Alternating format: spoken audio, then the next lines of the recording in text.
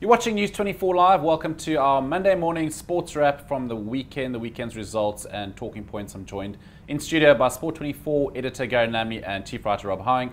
Gents, good morning. Morning, Nick. Hello, Nick. I'd like to start with the Aussie Open. That was obviously the big result from the weekend. Novak Djokovic, those first two sets against Murray were very neck and neck, and then Murray just imploded as he often does.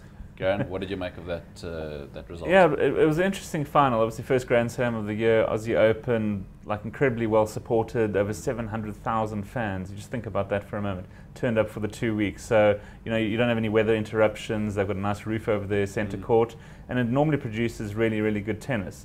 The surface is sort of conducive to good games of tennis. So we saw two finals this weekend.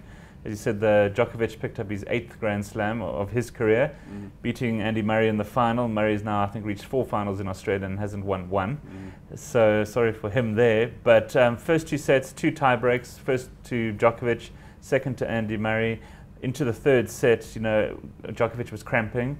I thought, oh dear, for all his fans up there. Supposedly cramping. He went down an early break. I thought, okay, that's him done. Murray's going to break his jinx in Australia. But not to be. Then Djokovic came roaring back. His fitness paid off clearly in the third and fourth sets, winning 6-3, 6-love. So Murray, he's one to not shy of an excuse. He was quite magnanimous in his post-match interview. He did hint at sort of that the fact that Djokovic's cramping had put him off. But these players, they tend to have these sort of things that they do to sort of break the concentration of their opponents. Even in the Serena Williams, Maria Sharapova final, Serena had been sort of sick the entire week. Went off for a while, coughing, spluttering, throwing up, all sorts of things. There was a sort of 11, 12-minute break, which is not great if you're sort of in a rhythm, and certainly broke the spirit of Sharapova, and Serena went on to win fairly easily in straight sets there, her 19th Grand Slam win, which is phenomenal. I think it's the third most of all time. She broke out of a tie with Chris Everton, Martina Navratilova, 2 of the all-time greats of tennis. It just shows how good Serena is to do it in this day and age with so many players, right up there, in contention, 4 victories in Grand Slam. So great 2 weeks, got the tennis season off to a fantastic start to bring on sort of French Open, Wimbledon.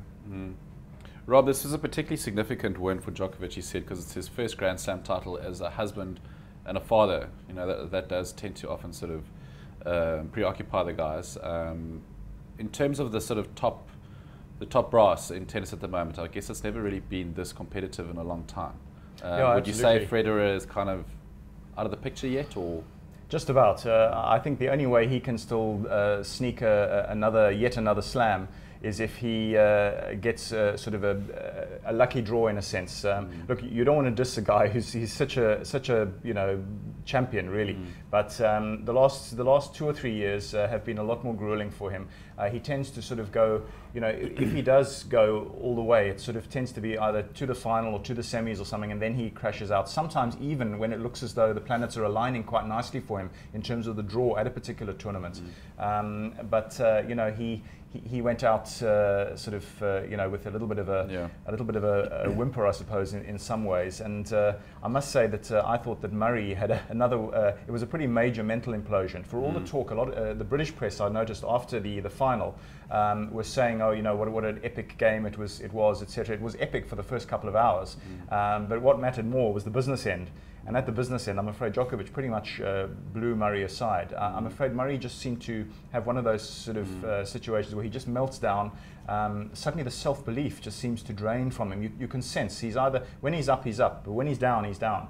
And it was a rather meek, shall we say, surrender in the end, I think. And I think it was Pat Cash, wasn't it, who was quite critical of him afterwards, saying, let's not kid ourselves. He's got a little bit of work to do still in the mental department. So yes, that's always been his issue, though, Rob. I mean, absolutely. Why is that? Look, how much work is Boris Becker doing in that in that department? Look, he'll always have a chance because he's so talented. I mean, we do see some unbelievable stroke play from him.